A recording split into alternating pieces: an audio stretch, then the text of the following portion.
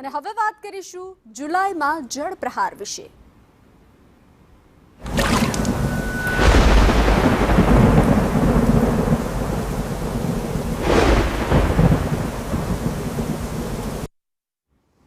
તો સુરત શહેરમાં ખાડીપુરની સૌથી ચોંકાવનારા દ્રશ્યો સામે આવ્યા છે। ખાડીપુરના કારણે અનેક લોકો પ્રભાવિત થયા છે, અનેક લોકો મુશ્કેલીમાં મુકાયા છે।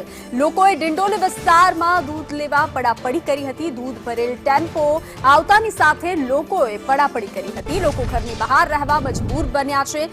જીવન જરૂરિયાતની વસ્તુઓને લઈ લોકો રોષે ભરાયા છે। સોસાયટી એપાર્ટમેન્ટની બહાર પાણી ભરાતા હાલાકીના દ્રશ્યો સર્જાયા છે। તો જે રીતે અત્યારે હાલ સુરતના લોકો હેરાન પરેશાન થઈ રહ્યા છે, આ દ્રશ્યો સામે આવ્યા છે। વધુ વિગતો સાથે સંવાદદાતા મનીષ પરમાર જોડાઈ ચૂક્યા છે। મનીષ, સુરતના લોકો જીવન જરૂરિયાતની સામાન્ય વસ્તુ માટે હેરાન થતા નજરે પડી રહ્યા છે, શું વધુ વિગત?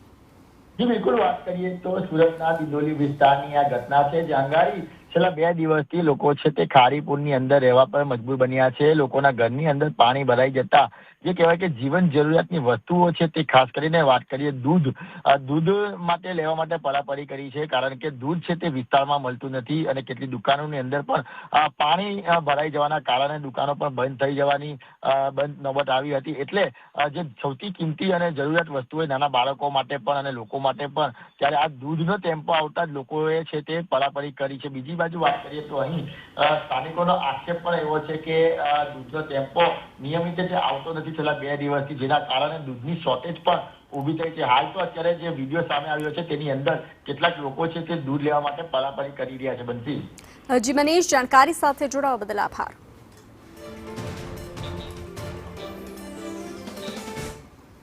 ડૂબતા સુરતમાં એનડીઆરએફ અને એસડીઆરએફ દ્વારા રેસ્ક્યુ ઓપરેશન હાથ ધરવામાં આવ્યું। સુરતમાં ભારે વરસાદના પગલે પૂરની સ્થિતિ નિર્માણ પામી છે। પાંડેસરા અને કૃષ્ણનગરમાં 150 લોકોનું રેસ્ક્યુ કરવામાં આવ્યું છે। બામરોલી ગામમાં એનડીઆરએફની ટીમે રેસ્ક્યુ હાથ ધર્યું છે।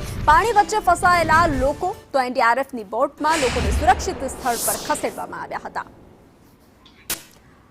તો રેસ્ક્યુ ઓપરેશન હાથ ધરવામાં આવ્યું છે। 150 થી વધુ લોકો પ્રભાવિત થયા છે, જેઓનું રેસ્ક્યુ કરવામાં આવ્યું છે। પાંડેસરાના દ્રશ્યો, સુરતના અલગ અલગ વિસ્તારના દ્રશ્યો, જ્યાં ડૂબતા સુરતમાં એનડીઆરએફ અને એસડીઆરએફ દ્વારા રેસ્ક્યુ ઓપરેશન હાથ ધરવામાં આવ્યું છે।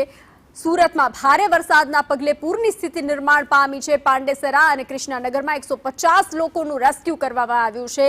બામરોલી ગામમાં પણ એનડીઆરએફની ટીમ પહોંચી, ટીમે રેસ્ક્યુ હાથ ધર્યું। પાણી વચ્ચે ફસાયેલા લોકો પ્રભાવિત થયા હતા, તેઓનું રેસ્ક્યુ કરવામાં આવ્યું।